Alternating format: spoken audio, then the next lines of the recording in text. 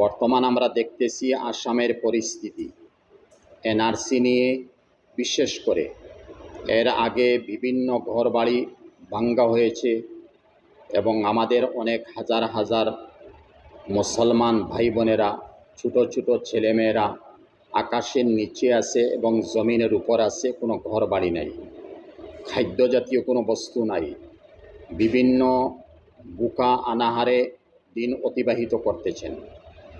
এই সমস্ত আল্লাহর তরফ থেকে আমাদের উপর গজব, আমাদের আজমাইশ, আমাদের গুনার সবব। আমরা সবাই জানি এই সমস্ত জুলুম আমাদের উপর যে চলতেছে সেইটা কাউকে দোষিয়ে লাভ নাই।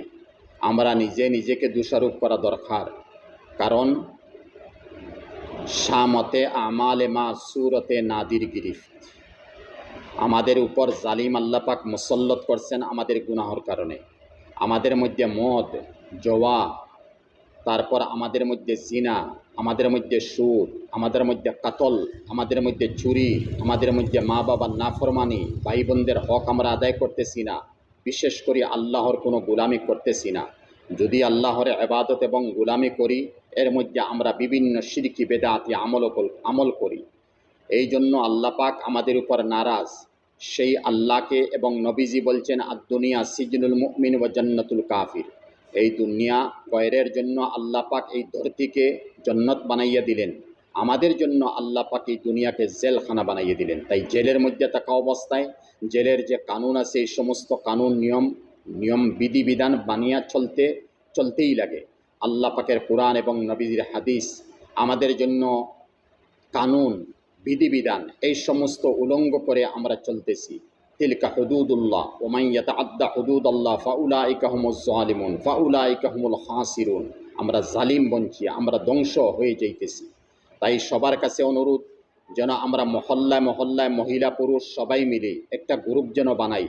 আমরা আয়াতে ইউনুস লা ইলাহা ইল্লা আনতা সুবহানাকা ইন্নী কুনতু মিনাজ জালিমিন যেন আমরা পড়তে থাকি বেশি বেশি। যদি মহিলাদের মেন্স থাকে, শরীর নাপাক থাকে, এইটা দুয়ার নিয়তে পড়তে পারবেন, জায়েজ আছে। কোরআনের আয়াতের নিয়তে পড়বেন, হারাম হবে। দুয়ার নিয়তে পড়তে পারবেন, অজু সারা পড়তে পারবেন, মাসুম বাচ্চাদেরকে নিয়ে পড়েন, সবাই মিলে পড়েন।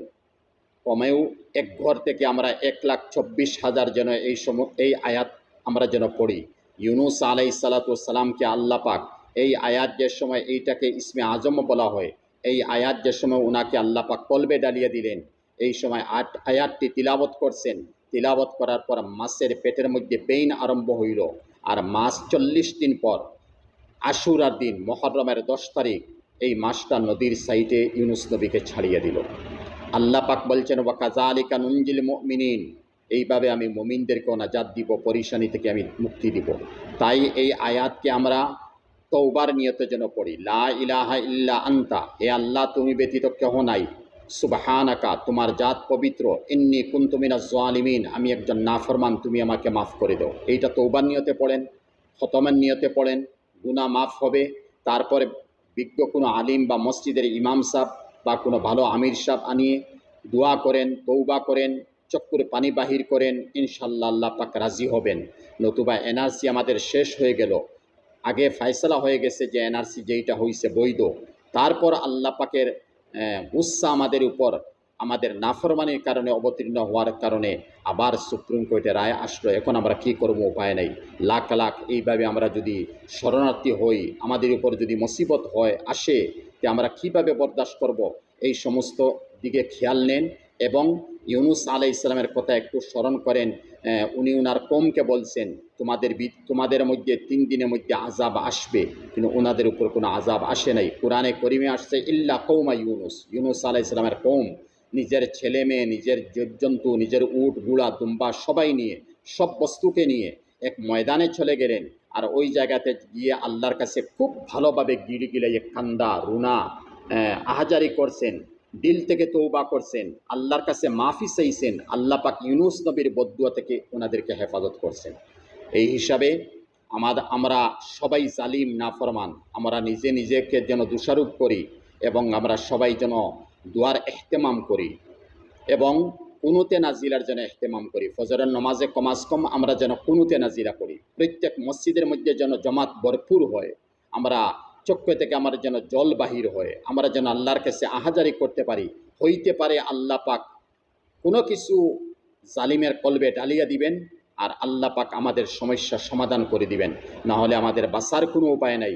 এই সমস্ত আয়াত পড়েন, কুরআনে করিম তিলাবত করেন, নমাজের এহতেমাম করেন, নফল নমাজ বেশি বেশি পড়েন, তৌবার নমাজ পড়েন। আমি 2 রাকাত তৌবার নমাজ পড়তেছি, আল্লাহু আকবার। যেমন ফজরের নমাজ, আমি 2 রাকাত ফজরের ফরজ পড়তেছি, আল্লাহু আকবার। এইভাবে নিয়ত করেন, অন্তরের মধ্যে নিয়ত আনেন, আর সদকা করেন, বেশি বেশি সদকা করেন, আল্লাহর কাছে বেশি বেশি দোয়া করতে থাকেন, এবং যতটুকু পারেন আপনারা নফল রোজা যদি পারেন তো কিছু মহিলারা নফল রোজা রাখার চেষ্টা করেন। বিশেষ করে আয়াতে ইউনুস, খতমে ইউনুসের এহতেমাম করেন। যদি করেন না তাহলে আল্লাহ পাক নারাজ হইছেন, নারাজ থাকবেন, আর জুলুম আমাদের উপর চলবে। আমরা কতটুকু বরদাস্ত করব? এই আসামে 500-700 বৎসর থেকে আমরা আবাদ আছি। ইনশাল্লাহ আসাম আমাদের জায়গা, ভারত আমাদের জায়গা, আমাদের জন্মস্থান। আমরা এইখানে আসি, এইখানে থাকবো, যেন আল্লাহ পাক আমাদের উপর রাজি হন। এই রেজামন্দির উপর যেন আমরা কোনো আমল করতে পারি, এবং আল্লাহর কাছে আমরা যেন বেশি বেশি কান্দিতে পারি, বেশি বেশি যেন বলতে পারি, বেশি বেশি যেন আল্লাহকে রাজি করতে পারি, এবং নবীজির সুন্নতের উপর যেমন আমরা কায়েম দায়েম থাকতে পারি। যা গুনাহ বিগত গুনাহ করছে, এই সমস্ত গুনাহ থেকে তৌবা করেন। নাসাই শরীফের হাদিস, বিভিন্ন কিতাবের হাদিস। যদি আমরা জেহেনের মধ্যে, নিজের দিলের মধ্যে এই সমস্ত গুনাহকে আমরা আনি এবং শর্মিন্দা হয়ে যাই, লজ্জিত হয়ে যাই, এবং চক্ষু থেকে মামুলি পানি যদি আমাদের চক্ষুর কোনায় লটকিয়ে থাকে, এই অবস্থার মধ্যে আল্লাহ পাক এই উম্মতের গুনাহকে মাফ করে দিবেন, এবং মাসুম বানাইয়া দিবেন। আর করার হক, হুকুকুল ইবাদ, অন্যের হক যে আছে, এই সমস্ত হক যেন আমরা দেই, এবং আল্লাহর কাছে যেন তৌবা করি। আল্লাহ পাক আমাদের সবাইকে সহি বুঝ যেন দান করেন, এবং আল্লাহ পাক আমাদেরকে সহি রাস্তায় চলার যেন তৌফিক দেন, এবং এনআরসির যে পরিশানি, যে এনআরসি ব্যাপারে যে সমস্যা আমাদের সম্মুখে আসছে, এই এনআরসি যেন তিনার হাবিব মুহাম্মদুর রাসূলুল্লাহ সাল্লাল্লাহু আলাইহি সাল্লামের ওসিলা যেন আল্লাহ পাক আসান করে দেন, সাহাবায়ে কেরামদের জরিয়া যেন আল্লাহ পাক আসান করে দেন, ওলি আবদালদের বরকতে যেন আল্লাহ পাক আসান করে দেন।